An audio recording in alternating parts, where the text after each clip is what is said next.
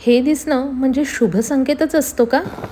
आजचा दिवस खूप खास होता. वीराच्या घरी सत्यनारायणाची पूजा होती. मोठा मुलगा म्हणजे आमचा कुश राजदूतवर निघाला आणि आम्ही गाडीतून शॉर्टकट घेतला आणि त्यात रस्त्यात काय दिसलं माहिती आहे? एक मुंगूस.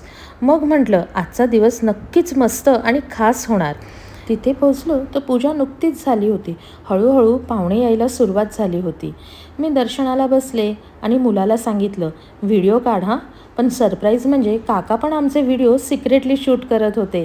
घरात सगळ्यांनाच माहिती आहे मी छोटे छोटे व्हिडिओ बनवून यूट्यूबला टाकते. त्यामुळे माझ्या फॅमिलीतला प्रत्येक मेंबर माझ्या यूट्यूबच्या जर्नीमध्ये मला कसा सपोर्ट करता येईल याच्या प्रयत्नात असतात.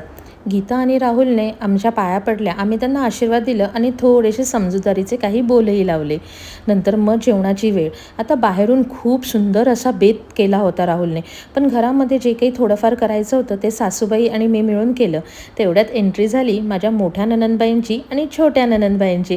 आम्हाला भेटताना बघून लगेच नवरोबांनी सुद्धा आमची स्टाईल कॉपी केली. मग एकत्र उभं राहून मस्त असा फॅमिली फोटो काढला. सासूबाईंनी नैवेद्यासाठी खमंग अशा पुरणपोळ्या केल्या होत्या आणि आता इकडे पाहुण्यांची वर्दळसुद्धा सुरू झाली होती. जेवणाची वेळ झाली त्यामुळे मी एकीकडे स्वयंपाकाकडे बघत होते आणि पूनम आणि गीता आलेल्या पाहुण्यांना वाढायला घेत होत्या. स्वयंपाक, गप्पा, नंदींची भेट, रील्स काढणं, नवरोबांची ॲक्टिंग आणि हायलाईट म्हणजे भावाची थार. भावाने नवीन थार घेतली होती. मग नवरोबा ड्रायव्हर झाले आणि सगळ्या मुलांना मस्त अशी एक राईड दिली. मग मनात मात्र म्हटलं, मुंगूस दिसणं हा नक्कीच शुभ संकेतच असतो. असा गेला माझा आजचा दिवस. बाय.